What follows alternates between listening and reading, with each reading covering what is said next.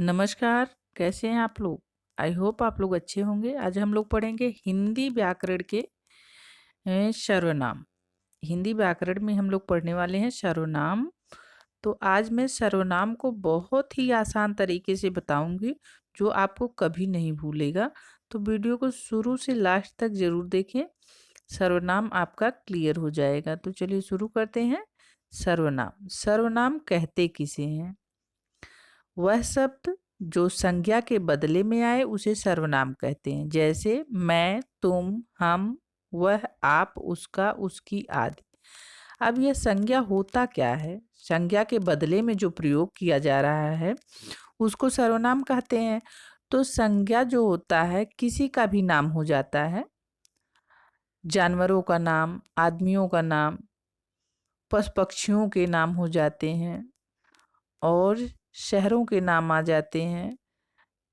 तो ये संज्ञा होते हैं। किसी भी व्यक्ति, वस्तु, स्थान, प्राणी का नाम जो होता है वो संज्ञा के अंतर्गत आता है। अब इसी संज्ञा के बदले जो शब्द प्रयोग किया जाता है वही सर्वनाम होता है। जैसे राम बाजार जा रहा है, तो राम के बदले में हम अगर कह दें कि वह बाजार जा रहा है, तो वही तो सर्वनाम हुआ। वह क्या हो गया? सर्वनाम हो गया। अब मूल सर्वनाम हिंदी में कितने होते हैं? जब हमसे पूछा जाता है कि सर्वनाम की संख्या कितनी होती है, तो वो 11 होती है ना। सर्वनाम की संख्या कितनी होती है? 11 होती है। मैं, तू, आप, यह, वह, जो, सो, कौन, क्या, कोई, कुछ। ये सर्वनाम की संख्या हो गई। और सर्वनाम के प्रकार पूछे तो हमें बताना होता है कि सर्वनाम के कितने भेद होते हैं? 6 भेद होते हैं। और सर्वनाम की कुल संख्या कितनी होती है? तो सर्वनाम की कुल संख्या 11 होती है। और सर्वनाम के भेद कितने होते हैं? 6 होते हैं। नंबर 1, पुरुषवाचक सर्वनाम, निश्चयवाचक सर्वनाम, अनिश्चयवाचक सर्वनाम, अनिश्चयवाचक सर्वनाम, संबंधवाचक सर्वनाम, प्रश्नवाचक सर्वनाम और निजवाचक सर्वनाम। तो ये सर्वनाम के 6 भेद हो गए। अब इसको हम लोग देखेंगे कि पुरुषवाचक सर्वनाम क्या है और इसको कितने भागों में बांटा गया है। और हमने ऊपर बताया जैसा कि सर्वनाम, मूल सर्वनाम हमारे कितने होते हैं? तो मूल सर्वनाम हमारे होते हैं 11। ये आपको याद रखना बहुत मोस्ट इम्पॉर्टेंट है। पूछा जाता है कि सर्वनाम कुल सर्वनाम, मूल सर्वनाम की संख्या कितनी होती है? तो ये मूल सर्वनाम है। देखिए, मैं, तू, आप, वह, यह, जो, सो, कौन, क्या, कोई, कुछ। ये हमारे मूल सर्वनाम हो जाते हैं। और प्रयोग की दृष्टि से सर्वनाम के भेद कितने हैं वो हमने आपको ऊपर बता दिया। सर्वनाम के भेद होते हैं 6।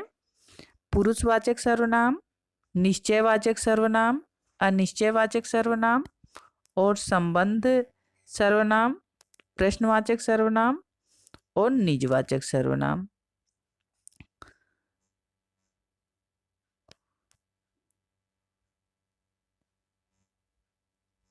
इन शब्दों को आप इनको पहचानोगे कैसे? कौन पुरुषवाचक सर्वनाम है, कौन निजवाचक सर्वनाम है, कौन निश्चयवाचक सर्वनाम है?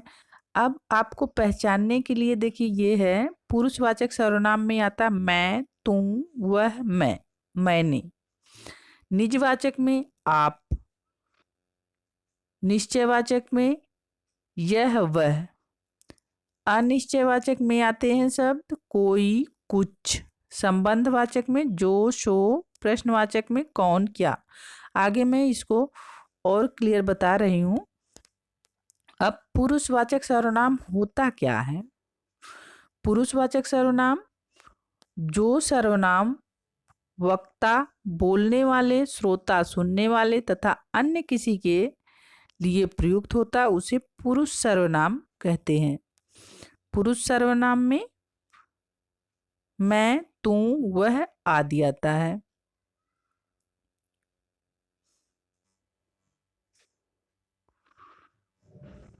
पुरुष सर्वनाम भी 3 प्रकार के होते हैं। पुरुष सर्वनाम कितने प्रकार के होते हैं? 3 प्रकार के होते हैं। पहला उत्तम पुरुष, दूसरा मध्यम पुरुष, तीसरा अन्य पुरुष। उत्तम पुरुष में क्या आता है? उत्तम पुरुष किसके लिए प्रयोग होता है? वक्ता के लिए प्रयोग होता है, जो बोल रहा है ना। जो बोल रहा है वह उत्तम पुरुष हो गया। जो सुन रहा है, आप जिससे बात कर रहे हो, जो सुन रहा है आपकी बातों को, वह मध्यम पुरुष हो गया। और जो अलग है, दूर है, वह अन्य पुरुष हो गया। तो उत्तम पुरुष वाले शब्द हो जाते हैं मैं, हम, मुझे, हमने और मैंने। यह उत्तम पुरुष में आ जाएगा। तो उत्तम पुरुष आप लोगों का क्लियर हो गया होगा। उत्तम पुरुष अपने लिए प्रयोग किया जाता है। उत्तम पुरुष मैं, मध्यम पुरुष तुम और अन्य पुरुष वह। मैं हमेशा उत्तम पुरुष रहता है, सुनने वाला मध्यम पुरुष होता है और वह जो है अन्य पुरुष हो जाता है। तो यह हो गया उत्तम पुरुष।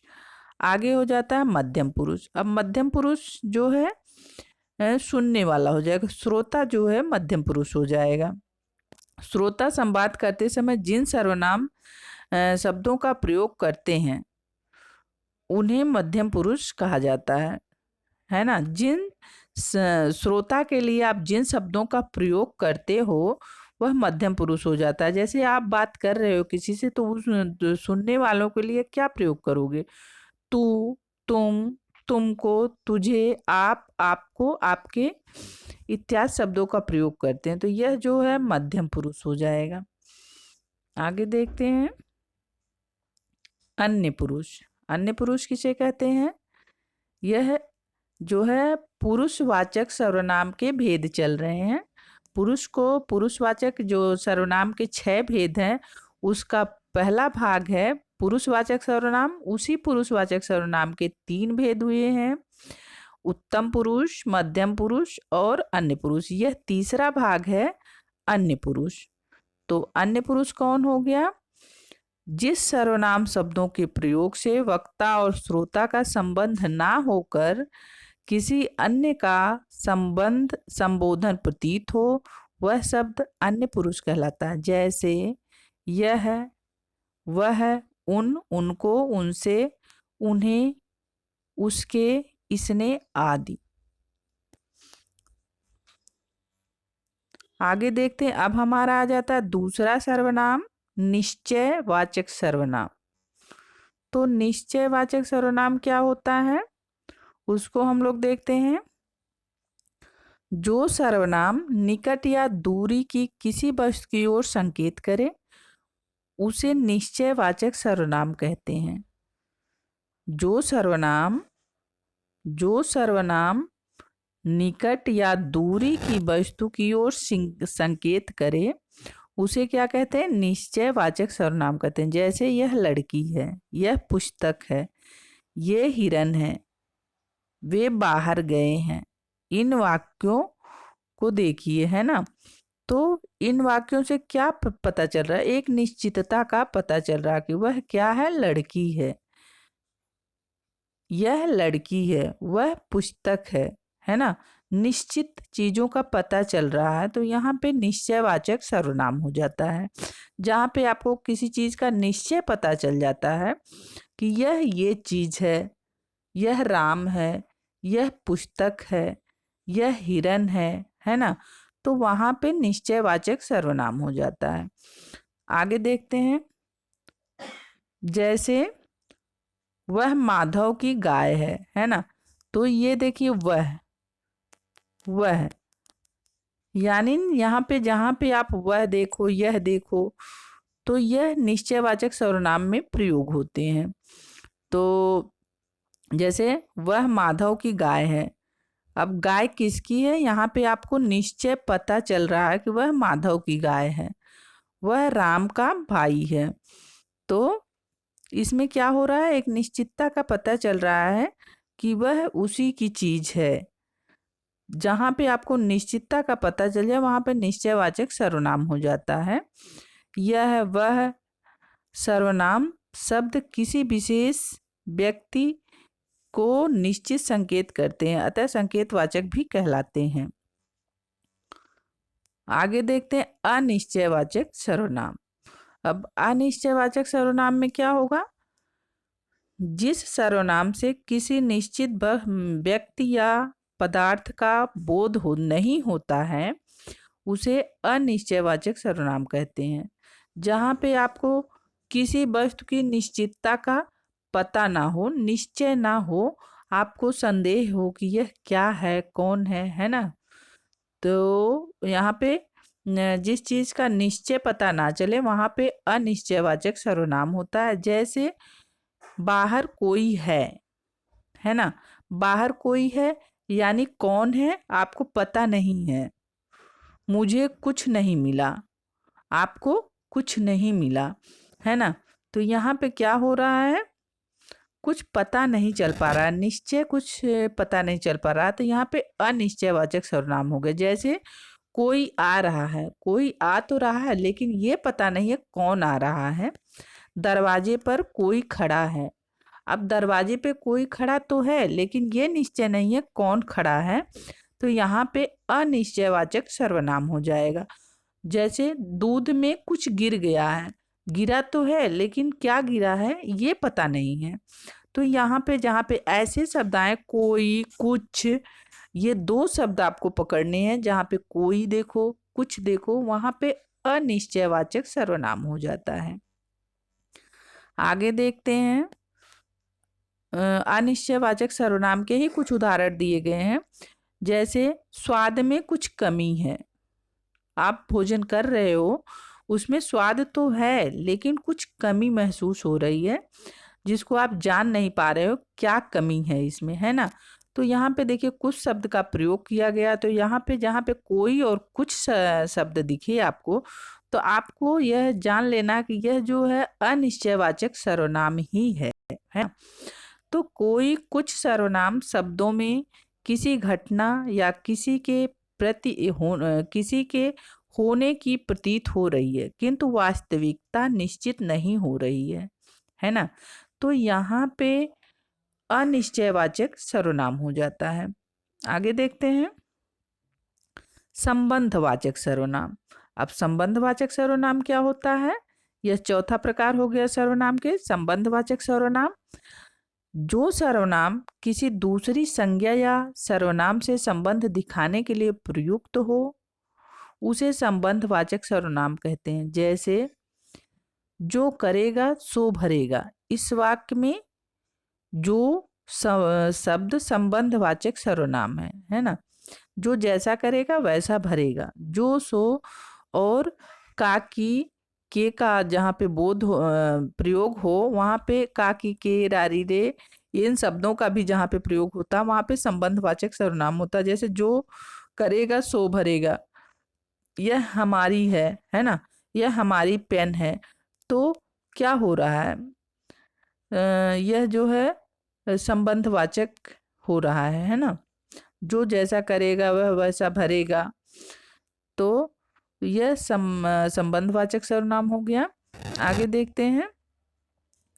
अब देखिए संबंधवाचक सर्वनाम के कुछ और उदाहरण देख लेते हैं।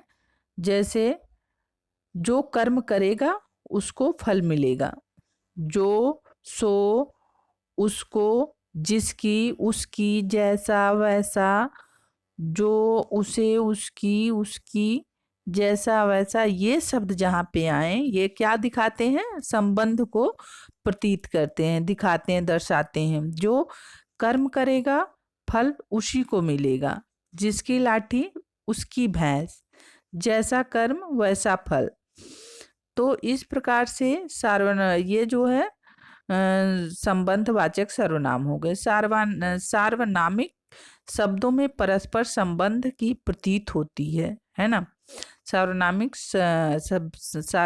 शब्दों में परस्पर संबंध की प्रतीत होती है, ऐसे शब्द संबंधवाचक शब्द कहलाते हैं। आगे देखते हैं प्रश्नवाचक सर्वनाम। ये सबसे इजी होता है, ये हर कोई पहचान लेता है कि प्रश्नवाचक सर्वनाम किसे कहते हैं। प्रश्नवाचक सर्वनाम में हमेशा प्रश्न पूछा जाता है, जैसे तुम कौन हो, तुम्हें क्या चाहिए, तुम कहाँ जा रहे हो। तो ये बहुत ही साधारण है, इसे आप देखकर ही पहचान लोगे। और इसके अंत में क्या होता है, क्वेश्चन मार्क्स लगा होता है, सब वाक्य के अंत में क्वेश्चन मार्क्स लगा होता है। तो देखते हैं प्रश्नवाचक सर्वनाम किसे कहते हैं। जिस सर्वनाम से किसी प्रश्न का बोध होता है उसे प्रश्नवाचक सर्वनाम कहते हैं। जैसे तुम कौन हो, तुम्हें क्या चाहिए। इन वाक्यों में कौन और क्या शब्द प्रश्नवाचक शब्द हैं।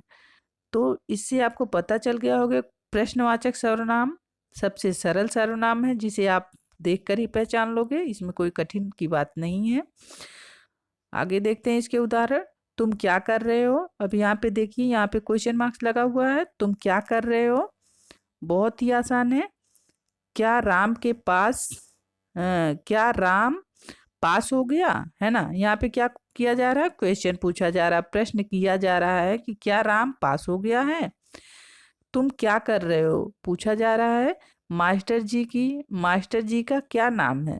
अब यहाँ पे प्रश्न किया जा रहा है, तो जहाँ पे आपसे प्रश्न किया जाए तो वहाँ पे क्या हो जाएगा, प्रश्नवाचक सर्वनाम हो जाएगा। क्या, कौन, कैसे आदि सर्वनाम प्रश्नवाचक सर्वनाम कहलाते हैं, है ना। बहुत इजी है। आगे देखते हैं निजवाचक सर्वनाम। अब यहाँ पे आपको थोड़ा सा कंफ्यूजन होता है, निजवाचक सर्वनाम कहते किसे, है ना। तो निजवाचक सर्वनाम यानी अपने लिए होता है ना। जो सर्वनाम तीनों पुरुषों उत्तम, मध्यम और अन्य में निजत्व का बोध कराता है, यह पुरुषवाचक सर्वनाम जैसा ही होता है। पुरुषवाचक सर्वनाम और निजवाचक सर्वनाम में थोड़ा सा कंफ्यूजन होता है, लेकिन इसमें कुछ ऐसी पहचान मैं आपको बताऊंगी जो आप भूलोगे नहीं, है ना। तो इसमें भी देखिए, जो सर्वनाम तीनों पुरुषों उत्तम पुरुष, मध्यम पुरुष और अन्य पुरुष में निजत्व का बोध कराता है, निजत्व मीन्स अपनेपन का बोध कराता है, उसे निजवाचक सर्वनाम कहते हैं। जैसे मैं खुद लिखूंगा, मैं पुरुषवाचक सर्वनाम में आता है ना, ये जो है मैं, लेकिन मैं के साथ एक शब्द लग गया खुद, मैं खुद लिख लूंगा, तुम अपने आप चले जाना, है ना। तो यहाँ क्या हो गया, अपने आप, मैं खुद लिख लूंगा, तुम अपने आप चले जाना, वह स्वयं गाड़ी चला सकती है ना। तो यहाँ पे कुछ शब्द होते हैं जैसे खुद, अपने आप, स्वयं, यह शब्द जहाँ पे आए वो निजवाचक शब्द होते हैं, है ना। तो इसको पहचान लेना होता है। जैसे मैं गाड़ी खुद चला लूंगा, अपने लिए प्रयोग किया जा रहा है, खुद अपने लिए। तुम अपने आप चले जाना, वह स्वयं गाड़ी चला सकती है।